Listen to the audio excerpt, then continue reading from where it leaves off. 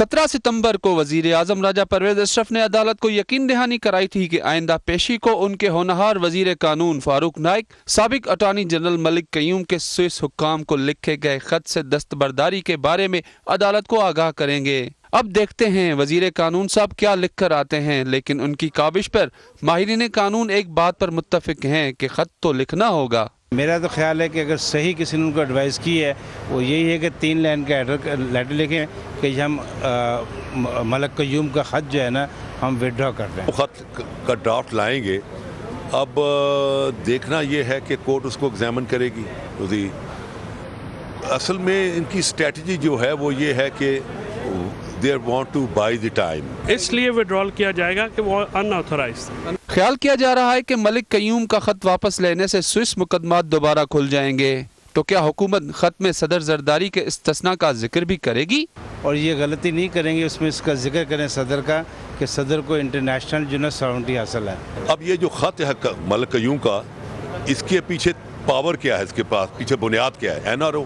जब बुनियाद ही ख़त्म हो गई तो ख़त भी ख़त्म हो गया। वो आईनी तकाजा है, अदालत इसके बगैर हुकूमत इसके बगैर ख़त नहीं लिख सकती।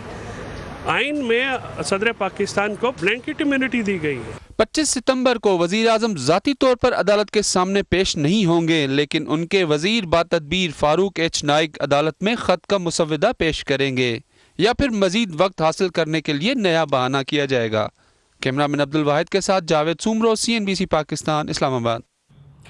NRO अमल दरामद केस में सुल्सुकाम को क्या खत लिखा जाने वाला है और इससे मुल्क की सियासत, हुकूमत, अदलिया, ताल्लुकात और पीपल्स पार्टी की साख पर क्या असरात मुरतब होंगे, इस पर बात करेंगे सीनियर तज्ज़ियाकार इत्तिशामुल हक साहब से। इत्तिशामुल हक साहब, आपको कहेंगे खुशामदीद। सबसे पहले तो कहिएगा, मौजूदा सियासी सूरत हाल को मद्देनजर रखते हुए आपके ख्याल में पीपल्स पार्टी का गेम प्लान इस वक्त होना क्या चाहिए? देखिए उज़मा, अब बकौल कायरा साहब के जो इन्फॉर्मेशन मिनिस्टर हैं, जब भी उनको कन्फ्रंट किया गया और हमने देखा जहाँ कहीं उनको भी हुई वहाँ पे उनका एक जवाब भी था कि भाई आप हमें क्या कहते हैं, हमें जब सुप्रीम कोर्ट की तरफ से एक स्पेस मिल गई, लफ्ज़ यूज़ करते हैं, और जब हमें कहा गया कि जी कुछ दरमियानी रास्ता तलाश करें तो हमने भी दरमियानी रास्ता तलाश किया।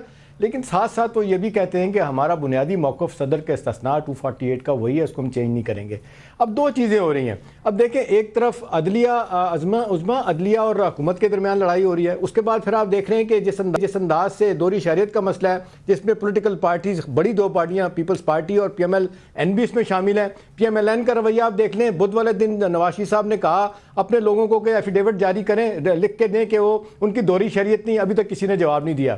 तो एक तरफ तो ये दोहरी शरीयत का मसला चल रहा है, इलेक्शन आने वाले हैं, ये मामला किधर जाएगा, ये एक सवालिया निशान है। दूसरा, ये खत लिखने के हवाले से आप देख लें कि एक सिचुएशन ऐसी आ गई है कि हुकूमत तैयार तो हो गई है। हमारी तलात ये है कि 2 पेज का एक खत तैयार कर लिया गया, वसीम सजाद के ऑफिस में है, और उसको सदर और प्राइम मिनिस्टर को भी भेज दिया गया ताकि वो भी उसको देख लें। इसके साथ आप देख लें उज़मा के जो एक स्विट्ज़रलैंड के एक वकील का मौक़िफ़ सामने आ रहा है, आपने देखा होगा कि इन दिनों में आया और आज भी आ रहा है। वो ये कहते हैं कि हम बता सकते हैं कि हुकूमत पाकिस्तान में बताया कि $60 मिलियन जिसके बारे में कहा जाता है कि वो रखें जरदारी साहब के, वो कहाँ पे पड़े, और यहाँ तक वो कहते हैं कि अगर हमें बताया जाए तो हम उसको ना सिर्फ कन्फिस्केट कर सकते हैं बल्कि रिपैट्रिएट पाकिस्तान में भिजवा सकते हैं।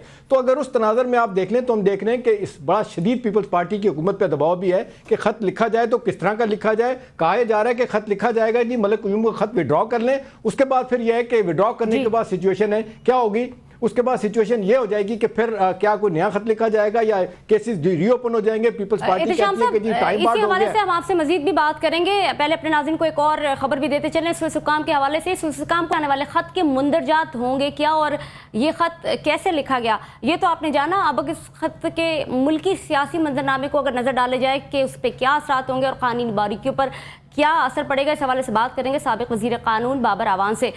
ये कहिएगा कि वज़ीर आज़म इस बात पर भी इसरार कर चुके हैं कि सदर को इस्तिस्ना हासिल है और साथ ही अदालत को ताउन की भी यकीन दहानी करा चुके हैं, तो खत का मुसव्वदा तैयार करने में उनके पास ताख़ीरी हरबों की कितनी गुंजाइश है? ये तो जो मुतल्लिका लोग हैं वो बता सकते हैं।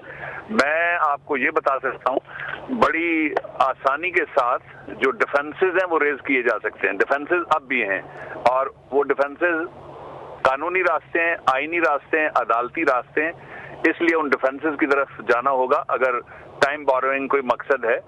दूसरा इसका एक पहलू बहुत इंपॉर्टेंट है कि एक पॉलिटिकल पोजीशनिंग ले चुकी है पाकिस्तान पीपुल्स पार्टी की सेंट्रल एग्जीक्यूटिव कमेटी, जो फैसला मेरी इतला के मुताबिक कभी दोबारा सेंट्रल एग्जीक्यूटिव ने बैठ के ना उसको ऑल्टर किया है, ना उसको विड्रॉ किया है और ना उससे रिजाइल किया है। इसलिए ये बहुत मुश्किल बात है कि एक मुल्क की सबसे बड़ी सियासी जमात एक फैसला करने के बाद वजीरों की एक लॉबी कहे कि हम ऐसा करवा देंगे और वैसा करवा देंगे। ये कारकुनों की और आम पब्लिक ओपिनियन की समझ से बालातर है ये जो 180 डिग्री यू टर्न था। आपसे ये भी जानना चाहेंगे बाबर अवान साहब, क्या मुमकिन है कि मुसव्वदे का मतन ऐसा हो कि सुप्रीम कोर्ट के हुक्म पर अमल दरामद भी हो जाए और स्विस हुक्काम केसेस दोबारा ना ही खोले जाए? ये तो दुआ की जा सकती है जी, उस देहाती की तरह जिसने पहाड़ से छलांग लगाई और फिर दुआ करता था कि या अल्लाह मैं या घास पे गिरूं और या पानी में गिरूं। मैं नहीं समझता कि कोई ऐसा रास्ता इस वक्त ये जो टीम बैठी हुई है, मुशर्रफ की एडवाइजर टीम जो इस वक्त एडवाइस कर रही है इस गवर्नमेंट को, इनके पास कोई ऐसा रास्ता नहीं है जिस रास्ते की वजह से ये इनकी कोई पॉलिसी नहीं है, कोई कंसिस्टेंसी कोई नहीं है और कोई दिलेरी भी नहीं है। और मैं एक बात ये भी ऑन रिकॉर्ड कहना चाहता हूं भाई कि इस वक्त जो सूरत हाल है वो ये है कि पार्टी इलेक्शन में जा रही है। इसको पार्टी के लोग कैसे हजम कर पाएंगे, पार्टी का वोटर कैसे हजम कर पाएगा, पब्लिक ओपिनियन इसको कैसे हजम कर पाएगी। और पहले तो कहा जाता था, अब तो अदालत से भी कोई गिला नहीं किया जा सकता, इसलिए कि अदालत को अपने हाथ काट के पिछली तारीख पे गवर्नमेंट भेज दी है और अदालत ने कहा है कि हम खत लिखेंगे। अब खत वो होगा जो अदालत चाहेगी कि ये खत होगा, और जो मुसवदा लेके जाएंगे उस मुसवदे में अगर इन्होंने कोई ऐसी बात लिखी जो अदालत के अपना जो मंशा है उसके 178 उससे मुखालिफ है, तो फिर that is not going to sustain in the court and let me say this in advance कि वो मुसवदा फिर नहीं चलेगा और अदालत का मुसवदा या अदालत की अमेंडमेंट या अदालत की जो इंस्ट्रक्शंस होगी वो चलेंगी। अब अगर खत भी मुल्क की एग्जीक्यूटिव अथॉरिटी नहीं लिख रही तो फिर कहाँ है वो इनके नारे कि हम एग्जीक्यूटिव अथॉरिटी को सरेंडर नहीं करेंगे।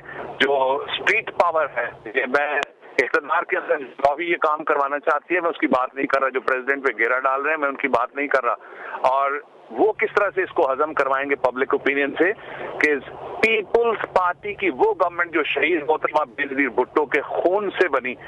जो सवाल होगा वो ये होगा कि अब तो केस पीपुल्स पार्टी की अपनी गवर्नमेंट ने खोला, अब तो बीबी की बनाई हुई गवर्नमेंट ने खोला, ये इस टीम की बनाई हुई गवर्नमेंट नहीं है, ये तो बीबी की बनाई हुई गवर्नमेंट है, उसकी कुर्बानी से बनी हुई गवर्नमेंट है। अगली गवर्नमेंट अगर आती है तो वो फिर इस टीम की मेहनत से आती है या नहीं आती, ये सवाल बात का है।